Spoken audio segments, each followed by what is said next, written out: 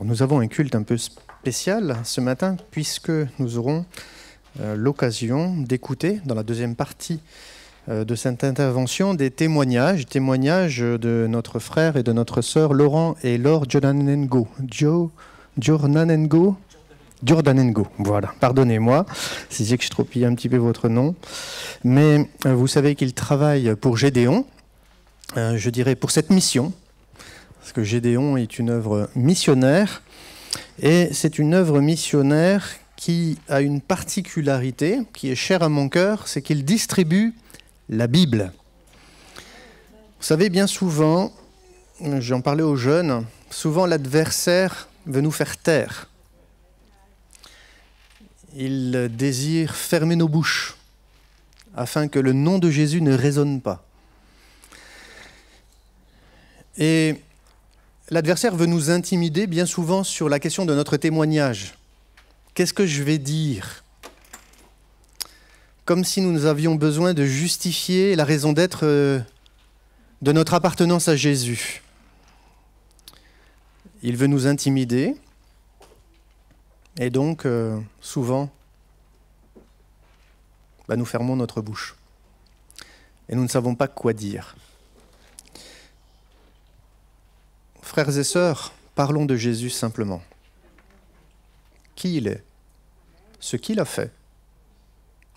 Nous n'avons pas besoin forcément de donner raison de notre foi, mais de donner raison à la foi. C'est une chose différente. Amen. Et nous ne pouvons donner raison à notre foi que si nous connaissons la vérité. Et c'est pour cette raison que le diable met tout en œuvre pour dissuader les chrétiens de lire la Bible, pour minimiser l'importance de la Bible. Et comme en plus nous avons cette identité pentecôtiste, c'est un piège supplémentaire. Parce qu'on peut tomber facilement dans l'orgueil de penser que nous n'avons plus besoin de dépendre des Écritures puisque nous dépendons de l'Esprit. C'est un piège, c'est une erreur, c'est une folie. La foi ne vient pas du Saint-Esprit, la foi vient uniquement de la vérité, de la parole de Dieu. Amen. Et j'aimerais vous parler de cette parole. Ce matin, j'aimerais vous parler de la Bible, le livre des alliances.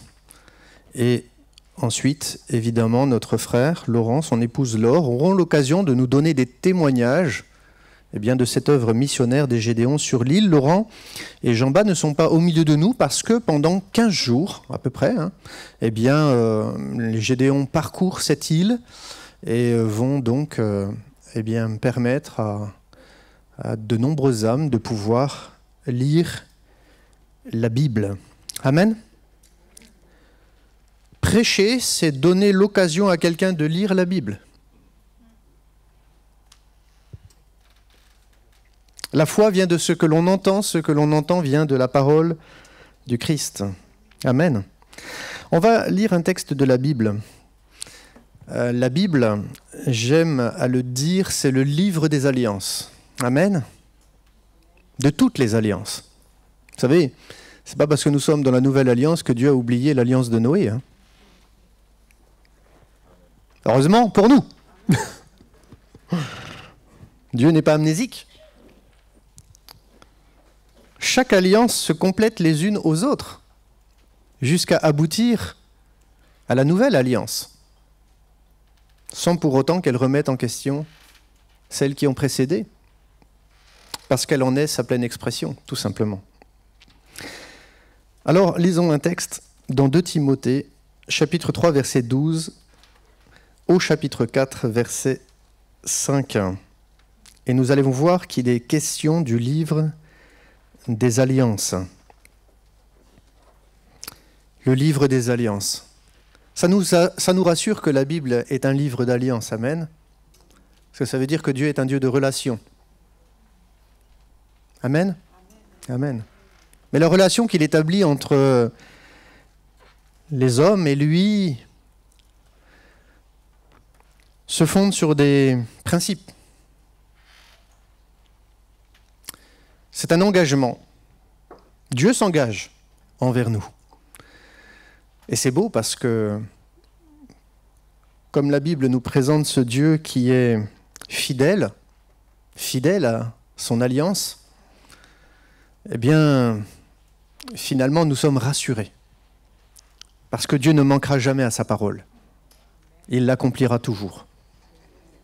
C'est pour cette raison que nous pouvons lui faire confiance.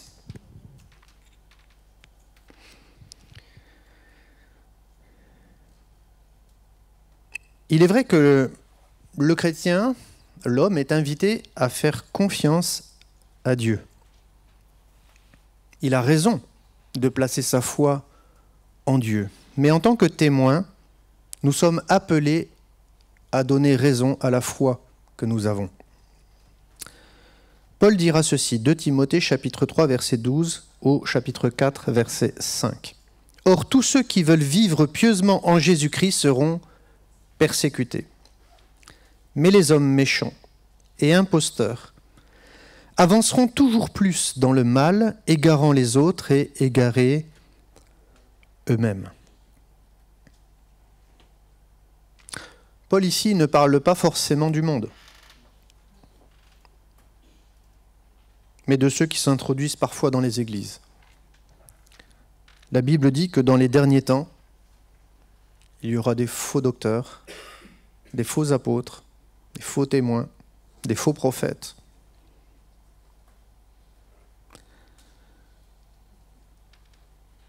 Ce sont des aveugles qui conduisent dans des aveugles, qui conduisent des aveugles, et les deux finiront par tomber dans la fosse. Et leur Dieu n'est qu'Abaddon, le Dieu de la perdition, celui qui égare dans des mauvaises voies. Et Paul encourage Timothée, toi demeure dans les choses que tu as apprises. On aurait pu traduire, toi demeure dans les paroles que tu as apprises. Et reconnues certaines, sachant de qui tu les as apprises. Cela nous invite à veiller sur ce que nous écoutons, de qui nous l'entendons. Car est-ce que nous pouvons reconnaître toute parole comme étant vraie, parce qu'un homme se prétend être serviteur de Dieu? Non. Ne soyons pas naïfs. Ne soyons pas des enfants sous le regard du jugement, mais des hommes capables de discerner entre ce qui vient de lui et ce qui vient du monde. Dès ton enfance, tu connais les saintes lettres qui peuvent te rendre sage à salut par la foi en Jésus-Christ. Toute écriture est inspirée de Dieu et utile pour enseigner, pour convaincre, pour corriger, pour instruire dans la justice, afin que l'homme de Dieu soit accompli et propre à toute bonne œuvre. Je t'en conjure devant Dieu et devant Jésus-Christ qui doit juger les vivants et les morts, et au nom de son apparition et de son royaume. Prêche la parole, insiste en toute occasion, favorable ou non, reprend, censure, exhorte, avec toute douceur et en instruisant. Car il viendra un temps où les hommes ne supporteront pas la saine doctrine. Remarquez qu'ici, il n'est pas question de ne pas supporter la Torah. Ils ne supporteront pas la Torah. Non, ce n'est pas ce qui est écrit. La Torah du Messie, c'est-à-dire l'instruction de Jésus-Christ, les 5 instructions que nous retrouvons dans le livre de Moïse, bien sûr, qui sont en corrélation avec les 5 livres de Moïse et avec les 5 livres des psaumes. Mais il est question de la saine doctrine. La doctrine, c'est quoi? C'est la pratique de la vérité. Comment pratiquer la vérité? Et tous les écrits de la Nouvelle Alliance, après les évangiles, excepté le livre des Actes, qui nous parle de l'histoire, du développement, je dirais, de la nouvelle humanité que Dieu crée dans le Messie, dans la foi au Messie, une humanité de rachetés, eh bien, tous les autres écrits, Paul, Jacques, Jude, Pierre, Jean, sont des écrits qui concernent la doctrine, c'est-à-dire la manière de vivre notre foi dans ce monde, comme Jésus l'a établi. Et malheureusement, ayant la démangeaison d'entendre des choses agréables, qui plaît à la chair, ils se donneront une foule de docteurs, selon leurs propres désirs, détourneront l'oreille de la vérité et se tourneront vers les fables. Mais toi, sois sobre en toutes choses, supporte les souffrances, fais l'œuvre d'un évangéliste, remplis bien ton ministère.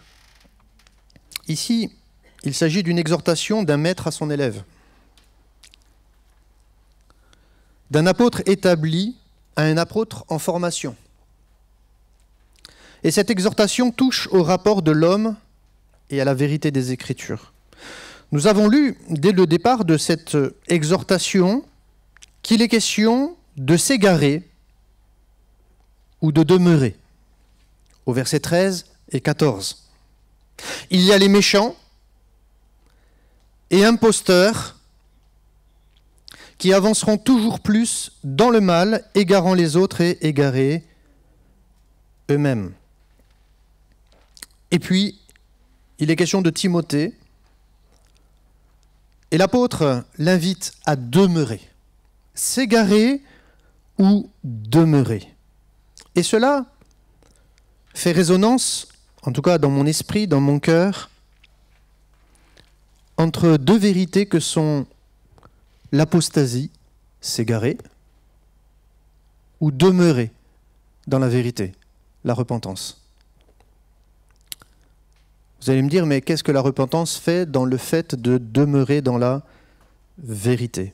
La repentance, comme on le prêche, est un retour à Dieu. Amen? Parce que l'homme s'était égaré loin de Dieu.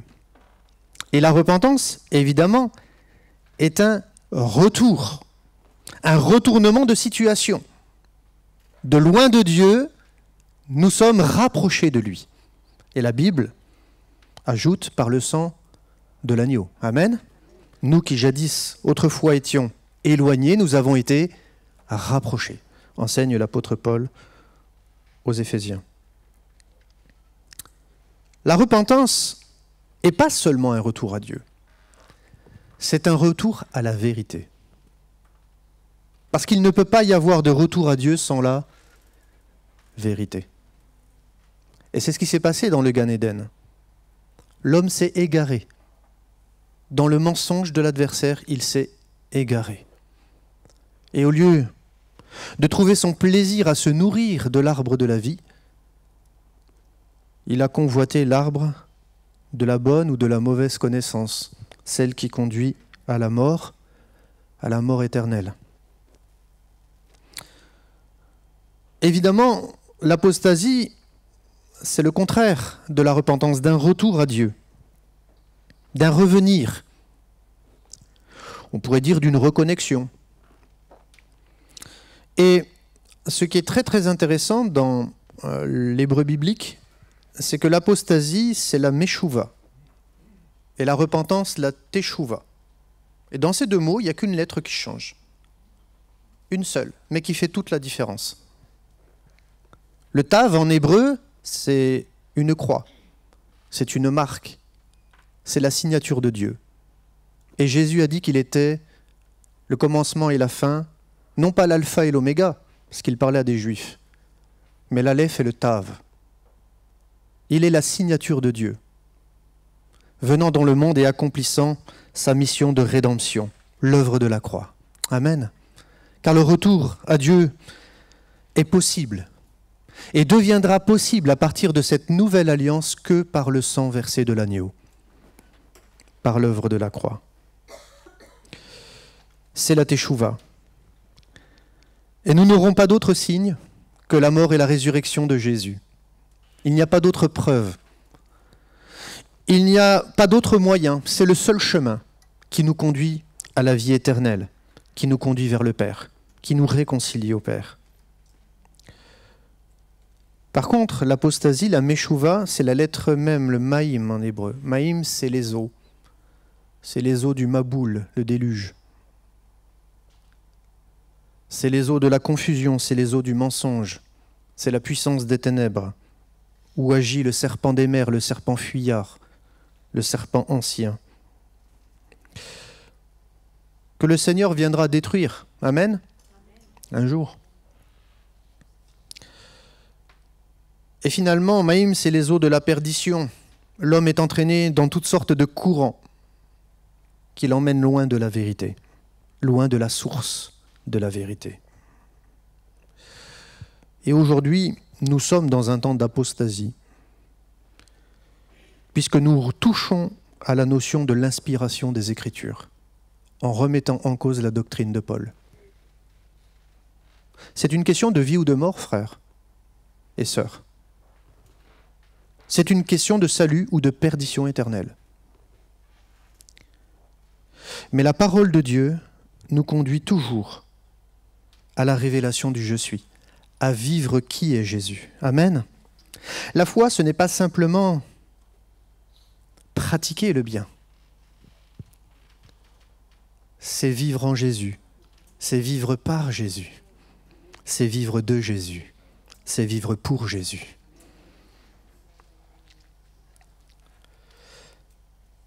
Et cela nous rappelle, les paroles de Paul nous rappellent les paroles de l'Éternel à Moïse et au peuple d'Israël dans le désert. « Vois, je mets aujourd'hui devant toi la vie et le bien, la mort et le mal. » En révélant le don de sa parole au peuple juif, Dieu place devant lui la vie et le bien, la mort et le mal. Et frères et sœurs, c'est seulement et uniquement le rapport à la parole de Dieu qui sauve une âme ou qui le condamne. Rien d'autre. Et Jésus le précise dans l'évangile de Jean, au chapitre 3, verset 16. Parce que celui qui ne croit pas, il est déjà jugé. Et c'est cette parole, l'évangile, qui le juge, non pas les hommes, mais cette parole, c'est-à-dire son attitude, sa résolution, son choix devant la vérité. Aujourd'hui, on prétend que finalement, dans une certaine déformation du calvinisme, qu'on ne peut perdre notre salut en ayant connu la vérité. Ce n'est pas biblique. Il nous faut persévérer jusqu'à la fin pour être sauvés. Il nous faut demeurer dans les choses que nous avons apprises, sachant de qui nous les avons appris. Ici, pour Timothée, c'était relativement, entre guillemets, simple de placer sa foi dans les paroles que Paul lui adressait. Pour nous, 2000 ans plus tard, lorsque nous voyons la situation de l'Église, lorsque nous entendons tout ce que nous entendons sur Internet, et même parfois dans des églises, c'est difficile d'être un chrétien. C'est difficile de pouvoir demeurer dans la vérité. C'est un combat. C'est le bon combat de la foi.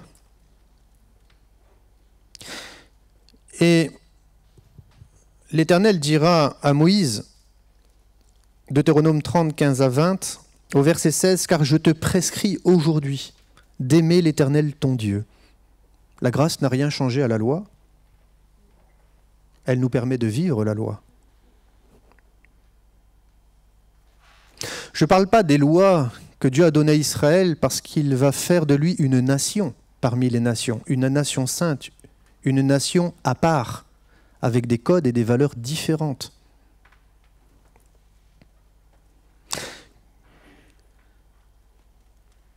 Mais ici, il s'agit de lois spirituelles, de lois morales.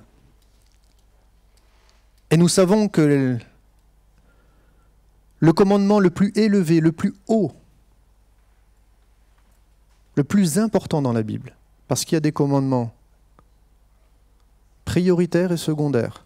Même si on n'aime pas le dire, c'est une vérité biblique. Jésus va même poser cette question lui-même. Quel est le plus grand des commandements?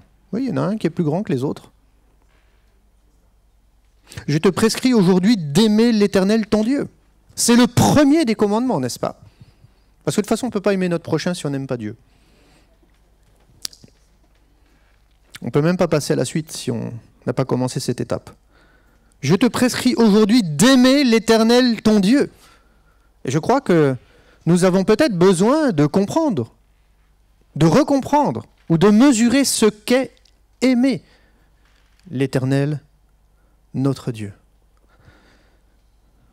Aimer l'Éternel. Vous savez, aimer, c'est vivre. Quand on aime quelqu'un, on vit pour la personne. On s'engage pour la personne, on se consacre pour une personne. On cherche sa volonté. On cherche à lui être agréable. On ne cherche pas sa volonté. On ne cherche pas à s'épanouir.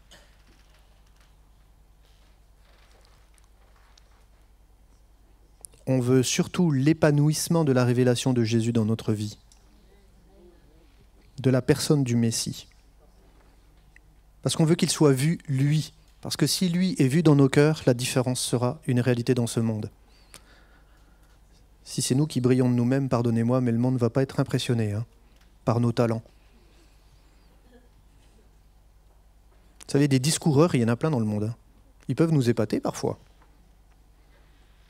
À travers leur philosophie, leur sagesse.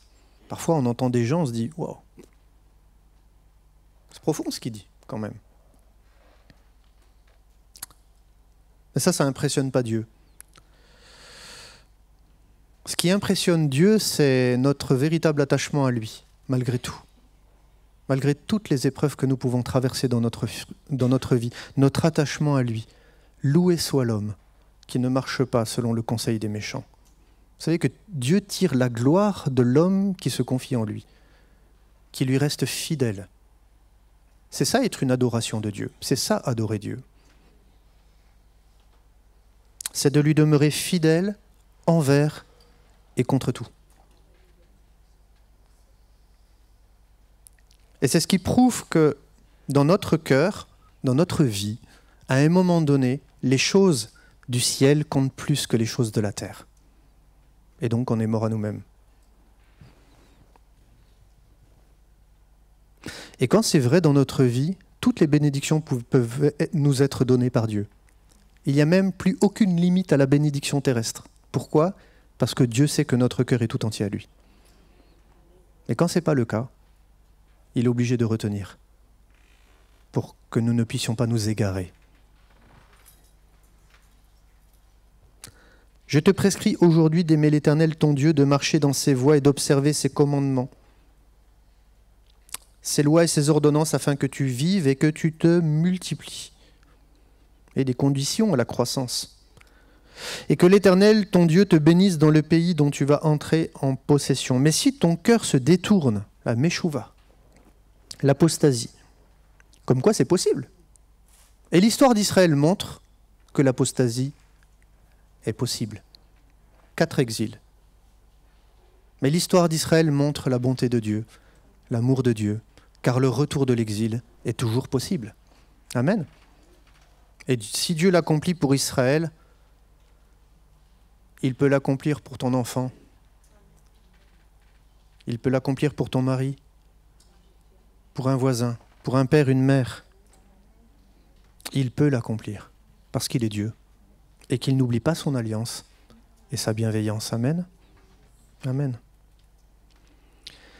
Si ton cœur se détourne, si tu n'obéis point, si tu te laisses entraîner à te prosterner devant d'autres dieux et à les servir, alors pour nous, il y a d'autres divinités aujourd'hui, mais le Dieu Mammon existe toujours. Il est bien présent, le Dieu de cet argent. Nous qui vivons dans une société de consommation, où on consomme Dieu, ses bénédictions, où il faut payer pour consommer sa bonté, même pour le louer et l'adorer. Vous savez, cette fameuse marque de la bête, sans lequel nul ne peut acheter ni vendre. On est dans cette société de consommation. Agir, faire pour l'argent. Penser selon l'argent. Gagner de l'argent. Profiter, même parfois de l'évangile. Jésus n'est pas venu pour profiter de ce monde, ni de l'argent qu'il y avait dans ce monde, mais il est venu pour donner sa vie. Est-ce que nous avons reçu gratuitement? Nous, ses serviteurs, si nous sommes des serviteurs, nous devons le donner gratuitement.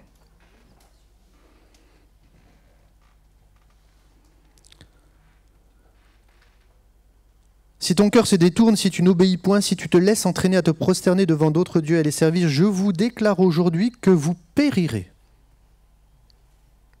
Ben non, Seigneur, tu es amour.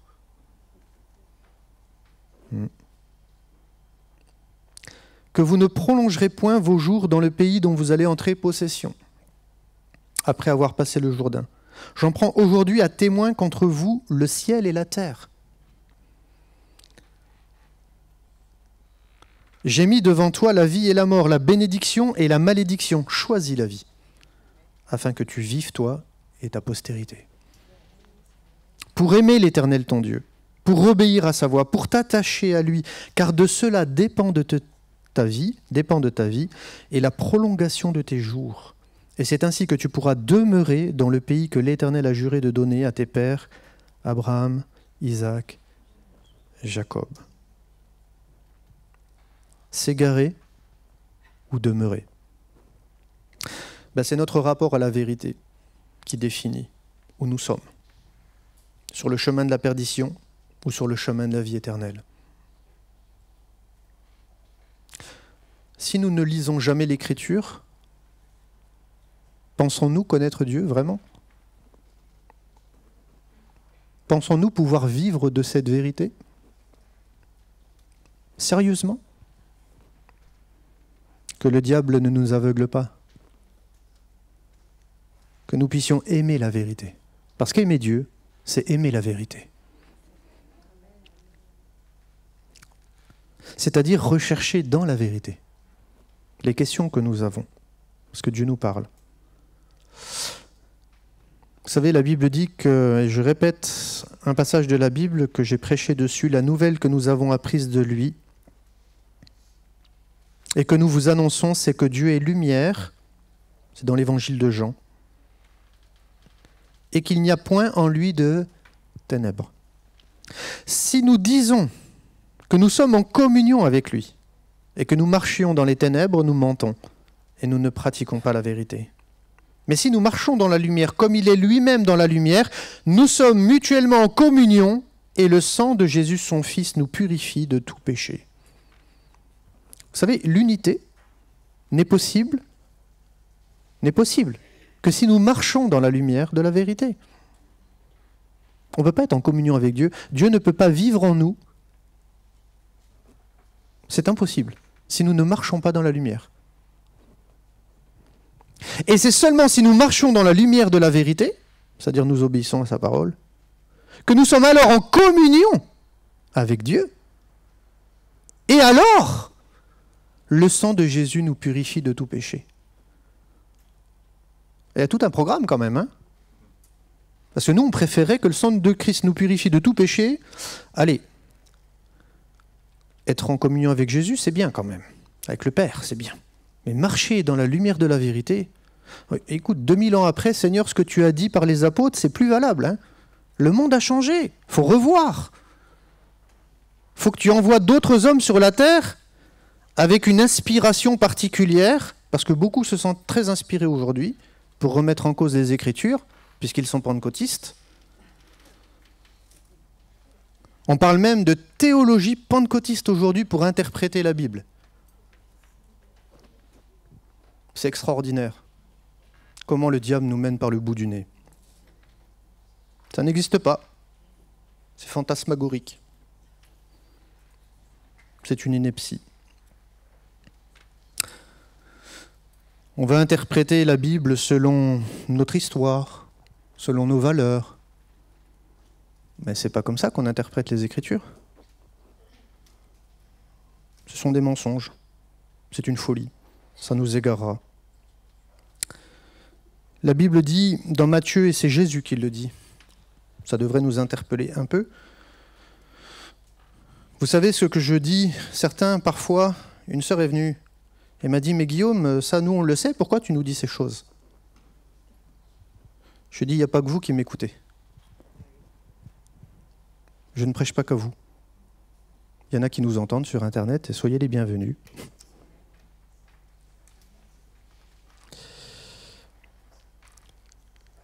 Et il est écrit, c'est Jésus qui dira, « Plusieurs faux prophètes s'élèveront et ils séduiront beaucoup de gens. » Pas peu de gens, beaucoup de gens. Et parce que l'iniquité se sera accrue, la charité du plus grand nombre se refroidira. Alors, si on se refroidit, c'est quoi le problème? C'est l'iniquité. C'est quoi l'iniquité? C'est être anomia, anomos en grec. Vous savez ce que ça veut dire, ça? C'est vivre sa vie sans la Torah, sans la parole de Dieu, sans l'instruction de Dieu. On est sous la grâce. Mais la grâce, c'est de vivre la vérité. C'est de la connaître, c'est de la chercher, c'est de l'aimer. Mais celui qui persévérera jusqu'à la fin sera sauvé. Vous savez, le problème dans la notion du salut, c'est qu'on s'est focalisé sur le sang versé, l'expiation. Ouais, le problème, c'est qu'il n'y a pas que ça. Vous savez, dans la notion du salut, il n'y a pas que ça. Il y a la propitiation, la justification, la sanctification. Le domaine du salut est très large, mais souvent, quand on ouvre l'éventail, on n'en prend qu'un côté de l'éventail, finalement, qui est plaisant à notre chair, parce que ça implique le non-effort, la non-part de l'homme. Mais désolé, l'homme a à accomplir sa part aussi, parce que c'est une alliance. Dans le livre des alliances, Dieu fait une alliance entre lui et les hommes. Si on est concerné par cette alliance, c'est qu'on a une part. Et il me semble que par les eaux du baptême, nous avons témoigné d'une chose. Les eaux du baptême sont le témoignage d'une bonne conscience envers Dieu. C'est un engagement. Vous savez, c'est comme quand on se marie. En général, on s'engage à être fidèle. Non? Il me semble. Vous savez, quand on met la Bible de côté, on est infidèle à Dieu.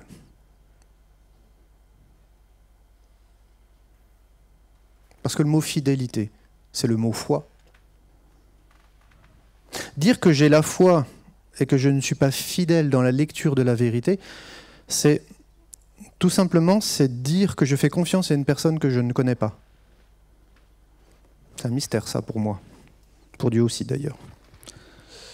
Ça n'existe pas. Et j'aimerais vous encourager à aimer la vérité, à lire la Bible. Parce que si nous ne nous enracinons pas dans la vérité, on ne peut pas témoigner de cette vérité. Et l'Église est faible. Son témoignage est fragile. Parce que mon expérience, elle n'est pas une vérité en soi. Elle est vraie pour moi, c'est mon histoire. Mais ce n'est pas parce que Dieu m'a fait grâce dans certaines conditions que Dieu approuve les conditions dans lesquelles il m'a fait grâce aussi.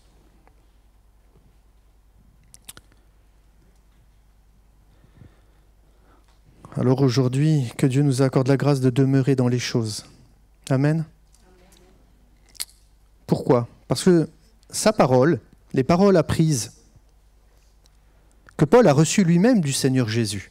Pardonnez-moi, parce que quand Paul enseigne, l'Église, les Églises, parce que parfois il dit dans ses lettres, « Comme je vous l'ordonne dans toutes les Églises ». Vous savez, ces lettres ne sont pas intramuros. Quand il écrit Éphèse, ce n'est pas que valable pour Éphèse. Quand il écrit à Philippe, ce n'est pas valable que pour l'église de Philippe. C'est valable pour toutes les églises. Et toutes les églises recevaient les recommandations de Paul à Éphèse parce qu'elles reconnaissaient, et les apôtres, que les écrits de Paul étaient inspirés de Dieu et donc qu'elles avaient toute autorité.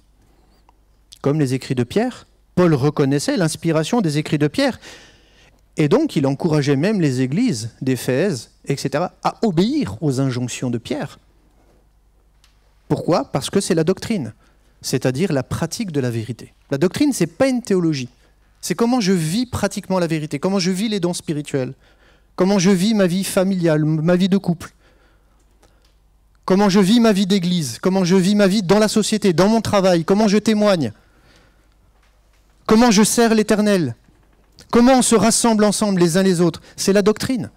C'est comment on vit la foi, comment on la pratique concrètement, selon la Torah, c'est-à-dire l'instruction de Jésus.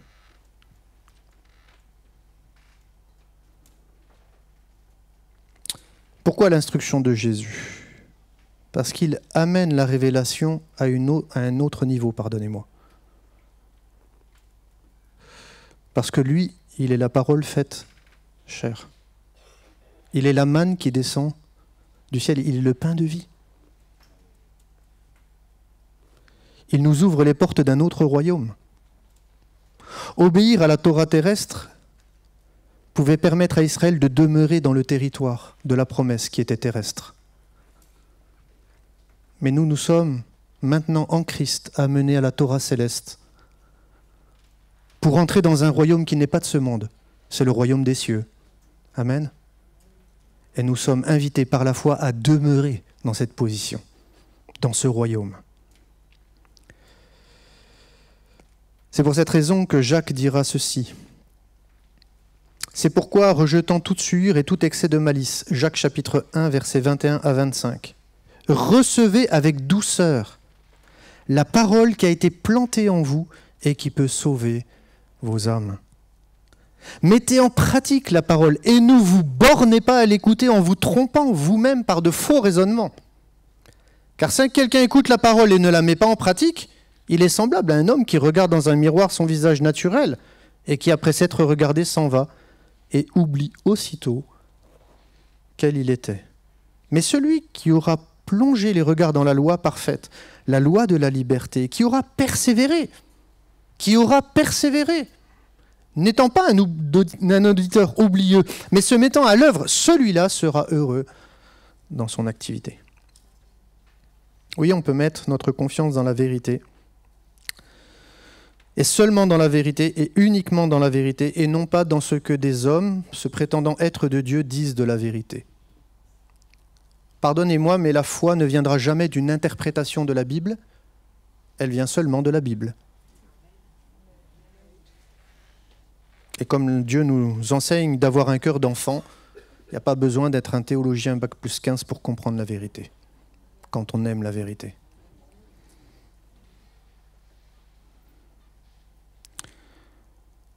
Oui, la vérité est le support de la foi. C'est pour cette raison que la racine même du mot foi vient de la vérité. Amen. Emouna, foi, pistis. Qui vient de cette même racine, émet, la vérité. Alors, je vous inviterai à prier pour cette association que va nous présenter Laurent, son épouse Laure, qui vont nous donner des témoignages. Parce que c'est vrai que finalement, comment nos contemporains croiront-ils en Jésus ? Parce qu'on a fait des expériences miraculeuses ? Non.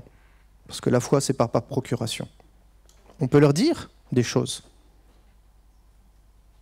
Ça va peut-être attirer leur curiosité. Ça va peut-être les amener à se questionner. Ah, il a vécu quelque chose, j'aimerais bien vivre ça. Très bien. C'est une amorce, votre témoignage. Vous savez, c'est comme le poisson, quand on veut le pêcher, il faut mettre des amorces. Votre témoignage, c'est l'amorce qui permet de pêcher le poisson. Très bien. Mais ce qui leur permet vraiment de les sortir de l'eau, du maboule, de la folie de ce monde, c'est tout simplement la vérité. Et Dieu dit, ainsi en est-il de ma parole qui sort de ma bouche, elle ne retourne point à moi sans effet, sans avoir exécuté ma volonté et accompli mes desseins. Alors oui, Paul dit, comment donc invoqueront-ils celui en qui ils n'ont pas cru, et comment croiront-ils en celui qu'ils n'ont pas entendu parler? Et comment en entendront-ils parler s'il n'y a personne qui prêche? Oui, c'est pas marqué s'il n'y a personne qui témoigne. C'est marqué s'il n'y a personne qui prêche. Et comment y aura-t-il des prédicateurs s'ils ne sont pas envoyés, selon qu'il est écrit qu'ils sont beaux, les pieds de ceux qui annoncent la paix, de ceux qui annoncent de bonnes nouvelles. Mais tous n'ont pas obéi à la bonne nouvelle. Aussi Ésaïe dit-il, Seigneur, qui a cru à notre prédication? Ainsi, la foi vient de ce qu'on entend, et ce qu'on entend vient de la parole de Christ. Amen. Amen. Que le Seigneur nous aide à comprendre ces vérités, à aimer la vérité pour parler mieux de la vérité. Et parler mieux de la vérité, c'est parler de Jésus. Amen. Parce qu'il est le chemin, la vérité et la vie. Vous le savez. Et vous êtes heureux si vous pratiquez ces choses. Et malheureux si vous ne les pratiquez pas. Vous êtes sauvés si vous les vivez. Et perdus si vous ne les vivez pas. Que vous ayez l'occasion, dans ce rapport à la vérité, de faire le bon choix, d'ouvrir votre cœur, de recevoir cette semence qui peut sauver votre âme et changer votre vie. Dans le beau nom de Jésus, amen. Seigneur, merci pour ta